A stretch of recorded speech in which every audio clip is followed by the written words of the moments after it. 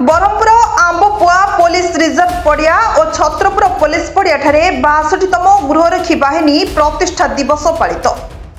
Barhampur आंबपुआ police reserve पड़िया आज 62तम गृहरक्षी बाहिनी प्रतिष्ठा दिवस अनुष्ठित हो जाइछि। बरहमपुर पुलिस जिला गृहरक्षी प्यारेड उत्सव में डीआईजी सार्थक षडंगी मुख्य अतिथि रूपे जोगदे पताका उत्तोलन करने सह प्यारेड रे अभिवादन ग्रहण करथिले।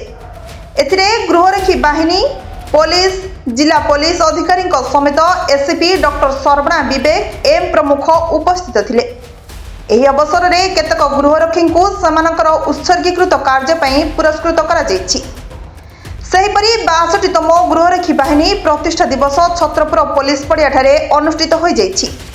उत्सव में डीआईजी सार्थक षडंगी मुख्य अतिथि भावे जोगदे पताका उत्तोलन करने सह प्यारेड रे अभिवादन ग्रहण करथिले।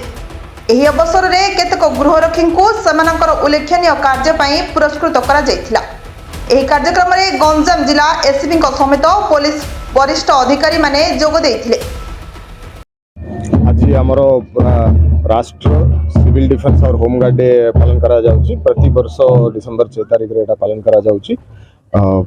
पुलिस गोटे बल हमरो होमगार्ड्स पुलिस सबू ड्यूटी रे से माने पुलिस सहित ड्यूटी करुचंदी। ट्रैफिक ड्यूटी हो, क्राइम डिटेक्शन हो, नेचुरल कैलामिटीज हो और बंदोबस्त ड्यूटी, क्राउड कंट्रोल सबू ड्यूटी रे पुलिस संगे रहउचंदी। एटा गोटे वॉलंटरी सर्विस।